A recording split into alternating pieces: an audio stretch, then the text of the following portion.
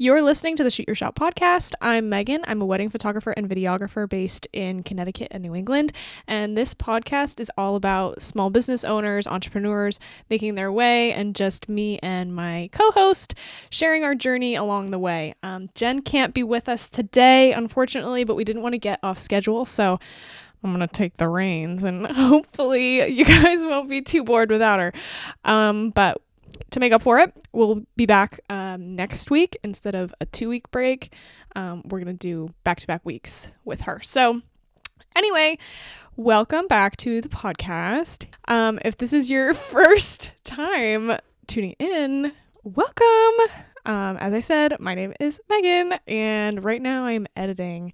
I am working on a gallery from Millwright's Restaurant in Simsbury. It's a very beautiful waterfall venue. It's a restaurant, but it has like a small space upstairs that you can do private parties with. So right now I am doing their ceremony photos, and I'm just taking things out of the background, polishing things off. And it's so pretty there. So that's what I'm looking at right now. And if you're editing, I wonder what you're looking at right now. If you're a photographer, if you're a videographer, if you're a mobile bar owner like Jen, I wonder what's on your computer screen today. If you're marketing today, if you're on Facebook today, I hope you're having a great day. This is going to be really hard. I've never done this by myself, but I'm pretty good at rambling on my stories. So this is kind of the same thing, and we'll just see how it goes, except this is going to be like, I don't know, 20 or 30 minutes versus like 60 seconds on my Instagram. So, oh, my dog is here. Come here. Come here. Do you have anything you want to say to your crowd? I'm a little sick. I don't know if you guys are feeling like that right now. I just went away to Maine with my boyfriend for Memorial Day weekend, which was really, really nice. And though the weather was pretty similar to how it is here, I came back and all of a sudden I'm like hit with allergies.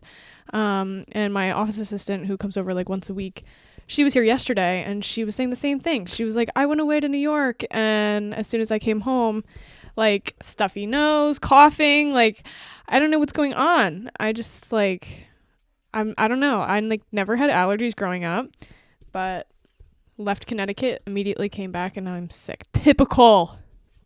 If you guys don't know me too well, born and raised in CT, let's go.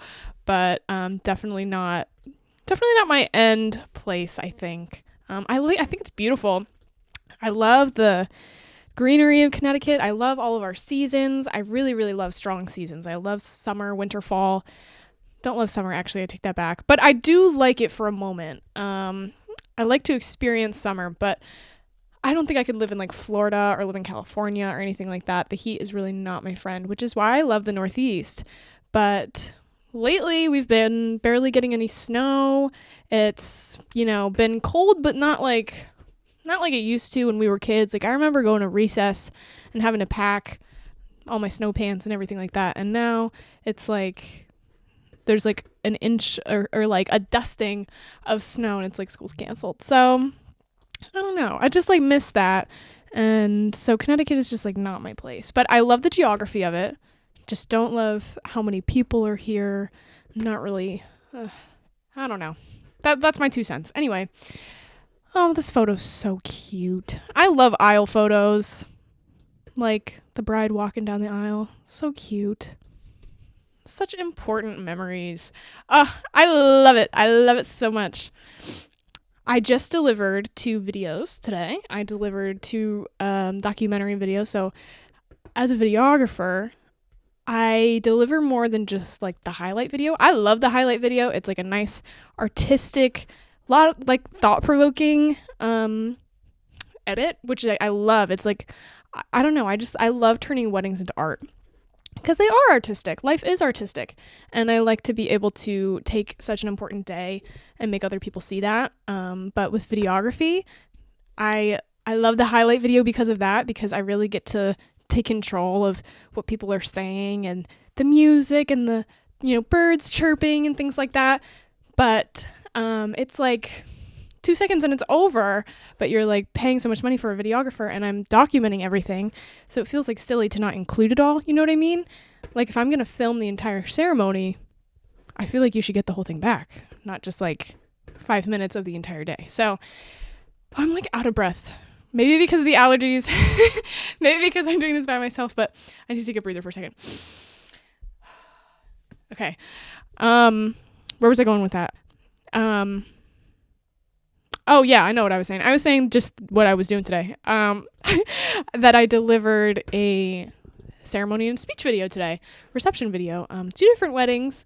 I had 2 big weddings in April that I'm at like the very tail end of processing, and all I have left now are their highlight videos. My next wedding is June 7th. Right? Is that a Friday, guys? Yeah. June 7th. I will be at the Hops. Oh, I love the Hops. I don't know if any of you guys know about the Hops in Derby, Connecticut, but it's a really beautiful backyard vibe kind of wedding. It's tented. It has a cute little indoor space for cocktail hour that kind of feels like you're walking into somebody's house. I mean, it doesn't look like a house, but like the doors open up and you're kind of still outside while you're in there. And it's just kind of that one room, and everybody's hanging out outside at the tent. There's a fire pit, lots of space for yard games. It's really, really cute. And this couple, oh my gosh, what can I even say about this couple? I could say so much. I love them. I'm like tearing up. I love this couple so, so much. I did their proposal. One and only proposal I've ever shot. Would love to do more, just nobody's ever asked. But I did their proposal, which was fantastic. Their son was there. I don't even know, toddler, tiny, 2 years old, maybe. He's so cute. And anyway, so I did their proposal and then their engagement photos. And let me tell you, that session is one of my favorite sessions I have ever done. Oh my God. Oh my gosh. I can't even, there's no words. And I can't even show you because this is not a video and I can't show you the photos, but it was the perfect weather. I want to say it was October. Yes, I believe it was in October, but it felt so summery. It was so warm. The grass was so green. Maybe I'm wrong on the season. Maybe it wasn't October. I got to think about that. But anyway, they showed me this new location I'd never heard of before, right around the corner from me. And right around the corner, I mean, it's like 20 minutes away, which is around the corner for me because I live in the woods. And it was great. I was so surprised when I pulled in. It was this big hill, rolling hills with wide open fields, tall grass, some cool pathways and trees, gazebo at the top. And it's like maybe a 3, 4, 5 minute walk to get to the top, depending on how fast you're walking. And I do not walk very fast uphill. I'm not in shape. But anyway, we made it to the top. And when I got to the top and I turned around, oh my God, the view. Oh my gosh, the view. It was so beautiful. Connecticut doesn't have mountains. We just have hills with trees. And even still, when I saw this view, it took my breath away. You could see so far, and you could see all of these trees that were in some kind of different colors because I think it was maybe it was getting into fall. Maybe it was like August or something. No, they got engaged in August. I don't remember, guys, but I've been there since then. And so I've been there in the fall, and you can see like a clump of orange trees and then a clump of red and then a clump of like brown. And it if you guys haven't been there, you need to go. It's called Holcomb Hill Preserve and it's in Newtown. And don't quote me on this. Nobody say that I told you to go because photographers technically aren't allowed to go there. I think because they don't want it to get too busy. And it's never busy when I go. There's only ever a couple people there and they're having a picnic or they're walking their dog or they're doing whatever. And it's a very quiet space because Newtown is very quiet until we put in, a bajillion more apartments, and we'll see about that. But anyway, that's neither here nor there. But this spot was so, so stunning, and it's one of my new favorite places to go. And their session was just so easy. Like, they wanted something that felt nostalgic. They came to me saying that they wanted something that felt like a scrapbook that you would stumble upon of your parents just hanging out in like the backyard and running around. And that's what she wanted it to feel like. And because she brought that energy into it, that's how it felt. As a photographer, I can only do so much. I can guide you, but you need to take the step and meet me halfway. And your photos are only going to feel like that if you put that same energy into it and match my energy of what I'm trying to do. And so that's why it worked, is because she told me what she wanted, and I matched her energy, and I said, if you want that, let's do it. Like, I'm down. And they ran around and they spun and he picked her up and they did all of these things on their own. And of course I brought in some of my own ideas and I was like, this would look great here and blah, blah, blah. But they really took the reins, and it was one of my favorite sessions ever, just because it was so easy and it just felt so right, and the sun was glowing and everything was warm and their outfits were so cute but still casual, and it was just a really, really just a perfect day. And if I could have a guarantee that every session would be like that, I'd probably just die on the spot. I loved it so much. And not to say that you have to be like super confident or something to get your pictures taken, because you don't. And I have to get people out of their shells a lot, and I have absolutely no problem doing that. And if I were the one getting my picture taken, that's how it would be for me too, I'm sure. I'm not, well, even though I'm talking to so many people on the internet right now and and I'm doing it alone, I've come a long way. I was like a really, really shy kid, and I think if I were in front of the camera like that, being vulnerable, kissing in front of the camera, stuff like that, oh my gosh, no, you would have to pull that out of me, I think.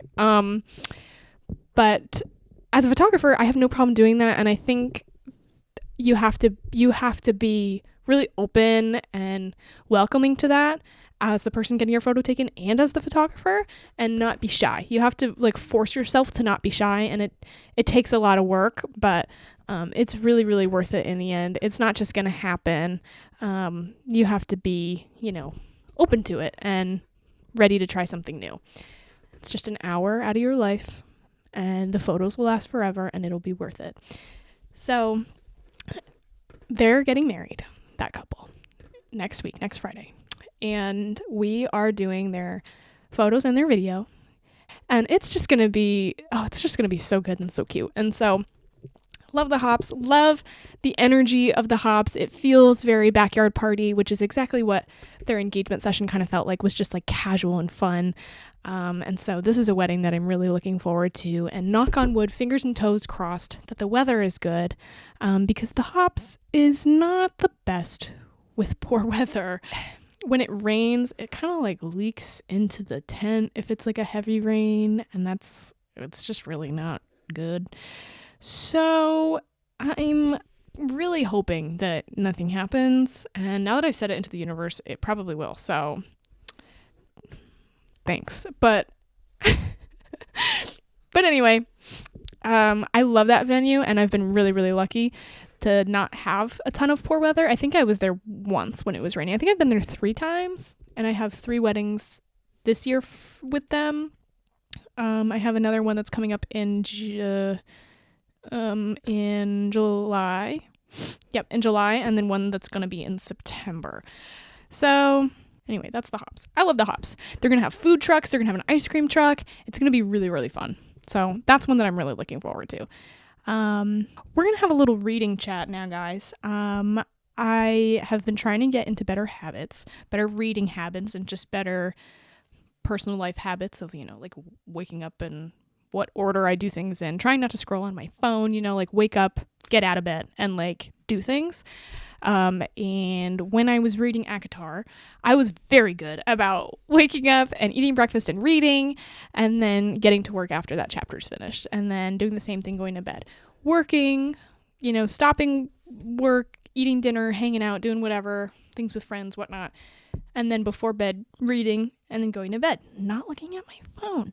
I was very good about that when I was reading ACOTAR, because I was glued to it, and I couldn't stop reading it, and I was excited to get out of bed and read my book. Okay, then I finished ACOTAR, and here we are starting Crescent City. Guys, it's not, oh my god, Christina, I'm sorry. It's not good. I don't like it. I can't do it. Oh my gosh. When I was reading it, I was like, I'm empowered. I finished ACOTAR, and that was a feat because each book is like 700 pages, if you guys don't know. And it's like 5 books. And I was like, I can do this. This is great. Like I've been through the trenches. I can do anything. That was like the headspace I was in. And honestly, I did pretty good. I read half of the first book. I read like 350 pages. And then I got busy with my April weddings, and I just never picked the book back up. And here we are. I just still haven't read it. And I can't get myself to do it again. There's nothing that's pulling me back in. The world building was really strenuous, and I'm past that. But the like romance in it is like not good. Like I don't think the couple clicks at all, and maybe it just hasn't, maybe I haven't gotten to the part yet. Like maybe it will happen. And I know that's how it is with Sarah J. Maas. If you know if you're even like in tune with this conversation right now, blah blah blah, whatever. The author, all of her books, they're very, very slow to start, which is crazy because they're all like 600 pages. They don't get good until like the last 100 to 50 pages. So you go through all of this and you're like, la da da da da, okay. And then you get to the end and you're like, oh my God, where's the next book? And then you get into that book and you're like, oh, okay, la di da di da. And then you get to the end and you're like, oh my God. So that's what it's like to read her books.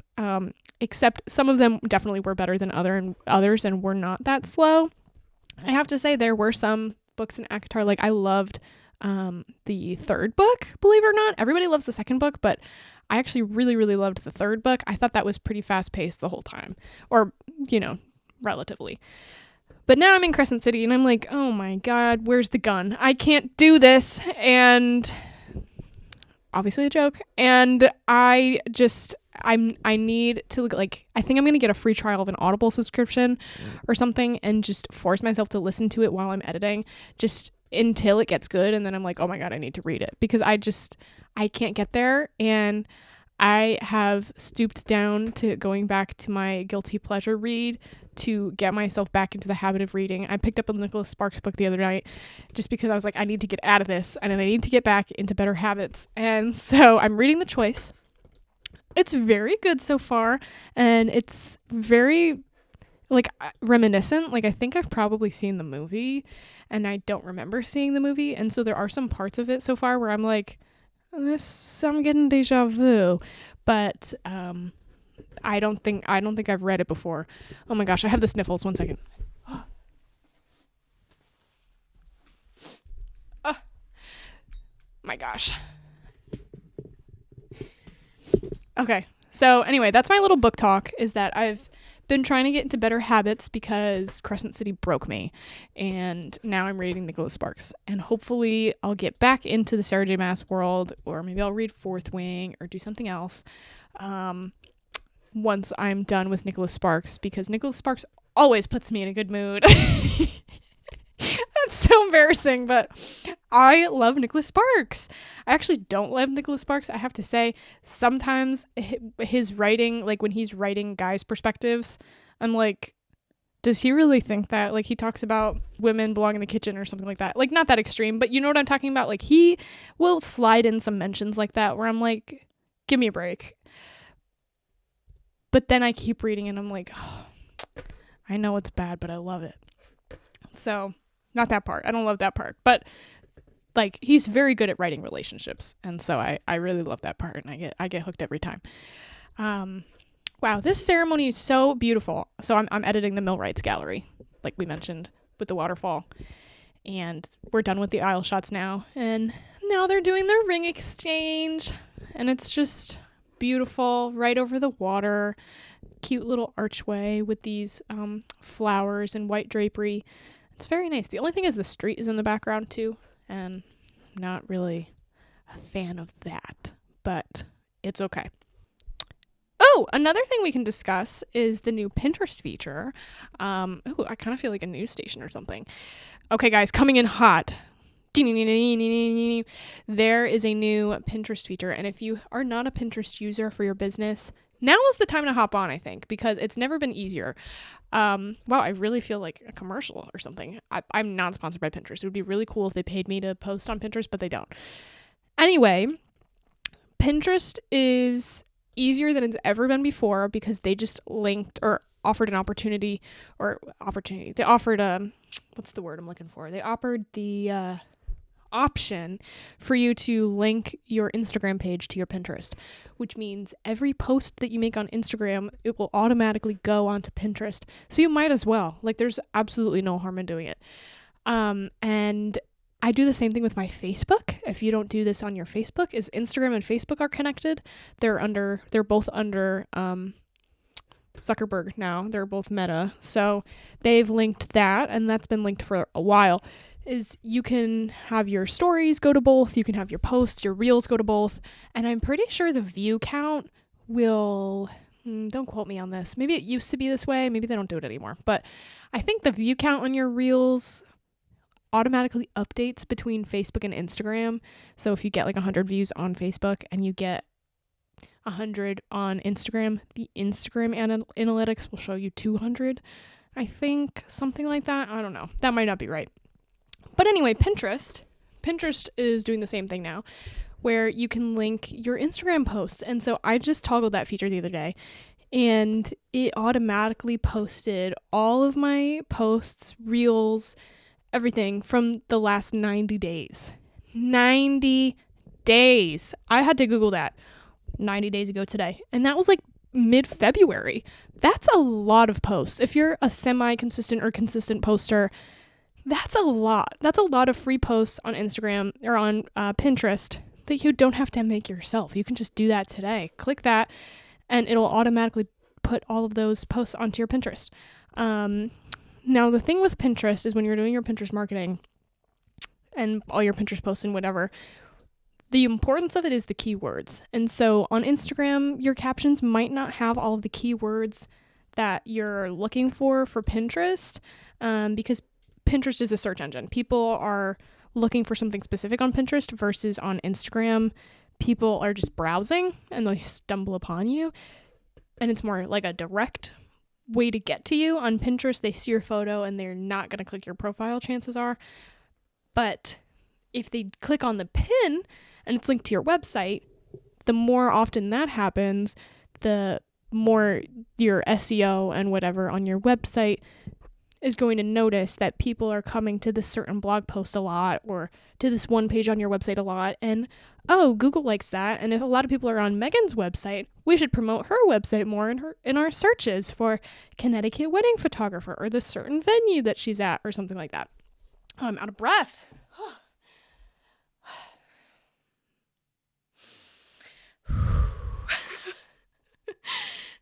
Anyway, so that's how Pinterest works, or at least that's how I use Pinterest, is I'm not really looking for, a lot of love on Pinterest. I don't think anybody cares that I'm on Pinterest.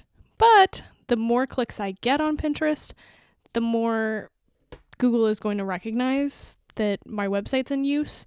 And that's what you want, is because then when people local to you are searching for a photographer near you or whatever your business is, it will push your website higher than others if it has more traffic going to it. So that's the Pinterest game. And obviously all of these apps love it when you post. They love consistency, and as much as you can post as possible is what they're looking for. And so with Pinterest, this new hack is great because when I post on Pinterest, I sit down and I schedule maybe like 2 weeks at a time. And then I don't. And I, get bogged down with something else and something comes up and I can't do it. And then, my Pinterest kind of just like sits in this hole. But having my Instagram linked now will make sure that my Pinterest isn't inactive because I will be posting on Instagram. I won't be posting on Instagram every day, but I definitely post on Instagram more than I post on Pinterest consistently. Well, with a post here and a post there versus Pinterest, it'll be like 2 weeks at a time, and then it'll be like dead silent for maybe another 2 weeks. So, there's no harm in doing it. And so that is the news on Pinterest. If you guys hadn't heard about that, is that it's super easy. You just go into Instagram, you go into your profile if you're a business. I think they both have to be business accounts. Maybe they could be like influencer accounts. I'm not sure. You'd have to check that out yourself. But you go into your Instagram profile and you can just link it right there. There's like a button that's like link accounts or contributing accounts or something like that, and you're able to just really quickly like link your Pinterest, no problem. And so that's the tea on that. I have not been on TikTok in a while. I've been on Instagram a little bit. I just posted on Instagram today because I was like, I haven't been on Instagram in a while, and I was like, I gotta post something. But TikTok, I don't think I've been on TikTok in a while. That just happens. And the same thing with Pinterest that I mentioned, where I'll do like a lot of posts and be pretty good about it, and then all of a sudden it's like, where'd Megan go? So yeah, but my TikTok, I have been slacking on my TikTok, and I don't know, just don't want to. That sounds so stupid, but I am not motivated to recently. Like it doesn't seem like it's a lot of effort, and it really isn't at first, but then to consistently try to post something on TikTok all the time, I just get so tired of it. And then the more your business grows too, the more it grows, obviously. And so when I was first getting started, I had a lot of time to post on these different platforms. And now that my business has grown to what it is, like, I don't have any time to do anything but edit. And that's an amazing feeling, and I'm so fortunate for it, but it makes me a little bit nervous because I'm like if I don't post, then I'm not going to get, this is what my head goes through. If I don't post, then I'm not going to get booked. And if I don't get booked, then I don't continue to have this work. And then I'll have to start at square one with posting on Instagram all the time and TikTok and making these goofy videos. And that's what goes through my head. But I don't think that's true. I think once you get a little bit established and these posts are out there, especially with like Pinterest, because Pinterest never dies. Pinterest will, and TikTok too, will cycle through all of your old stuff. Instagram doesn't really do that. Instagram, you'll have your moment and then that reel will kind of die, and that'll be that. Like, it might resurface, maybe, but with TikTok, things will resurface years later. Pinterest, it'll never stop. Every season, if you have something tagged that's like spring wedding, summer wedding dresses, every summer it could come back. And so I think you have to make all of your applications and marketing and everything like this work for you, and put as much as you can out there so that over time it will continue to work for you, basically. And there was something I saw the other day about a photographer who didn't have the two-factor authentication. You guys know what I'm talking about. The 2FA factor thingy set up on her account, and somebody hacked into her Instagram account, and she had a website, but it was, like a pixie set or something like that. It wasn't like SEO optimized, and she hadn't put like a ton into it, invested. It was just kind of like her landing page for people to reach out, and her Instagram tanked because somebody hacked into it. She lost access to it, and that was her platform. She wasn't on anything else, or at least not as strong as Instagram. And she had to start her empire like all over again, because the place where she was getting all of her inquiries, she just one day completely lost it. And so that's been a fear for me. But you guys know I like to think worst case scenario for everything. And so I have that setting toggled to, text you a code when you try to log in on every application that I can. But that was a big learning lesson for her. And she pivoted to her website instead of social media. And now she's back and better than ever on social media. She has I don't even remember her name or the number, but I remember looking at her account, and she's an educator now too. She has 20,000 or more or something followers that are all photographers. But she decided to devote more TLC and time into her website. And now her website is the place where she generates all of her leads. Not Instagram, not TikTok, not social media. It's her website, just Google searches. Like, she gets all of her bookings from Google searches. How insane is that? And so I need to blog. And so moral of the story is I should probably post something on TikTok. I should probably post something in a Facebook group. I should probably post something on Pinterest with good keywords. And I definitely should blog. And here's the kicker too. I just redid my website with We Are Sunday Sunshine. She's lovely. She did my new logo, branding, new fonts and colors and things to make a very consistent thing that represents me and my business. And now my logo is the North Star, which is like a guide point, and that's how I feel as a photographer, is like a, somebody that can guide you rather than, force you to do something that you don't want to do. But anyway, I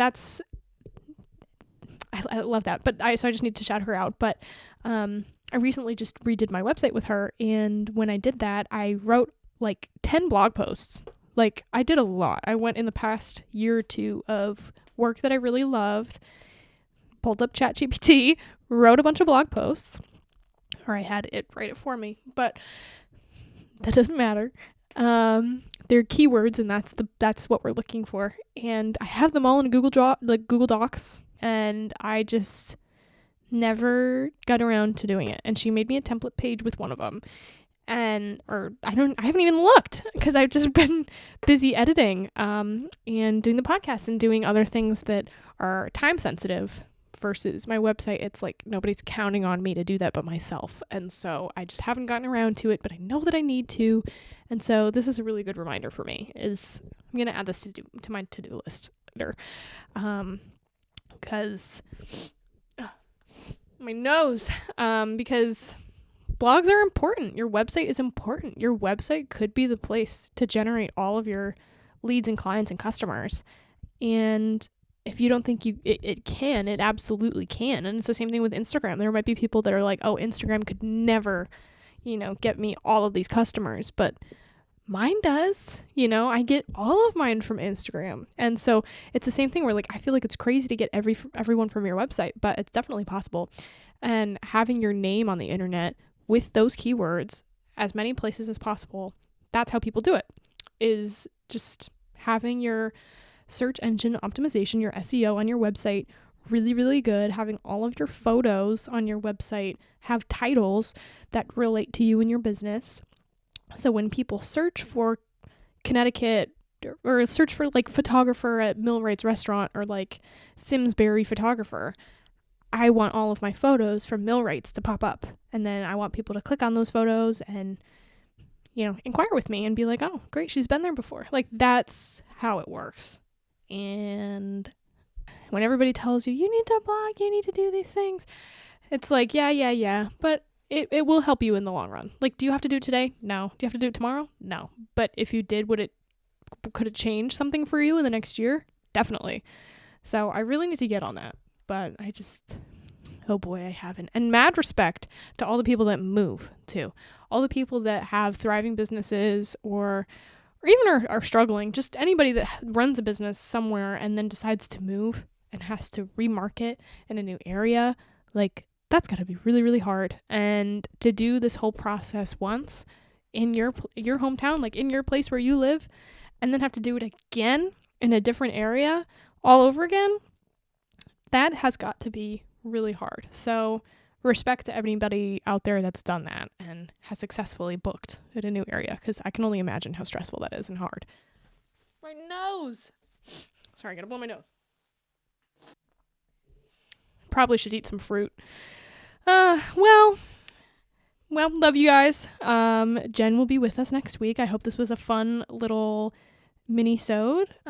Didn't really have a topic in mind. I just turned on the mic and I was like, let's do this. So I hope it was at least entertaining. And if you didn't learn something, I hope it was fun. But yeah, I guess that's it. We will see you next week with Jen. Back to normal. And yeah, we hope you guys have a really great busy season now that we're getting into June. Oh my gosh, holy cow. Can't believe that June is just a few days away. Actually, at the time that this is coming out, it is June. So welcome June, welcome summer. that's crazy. And I hope that everybody's June busy season in weddings or whatever industry you're in is great. And we will see you next week. Cheers.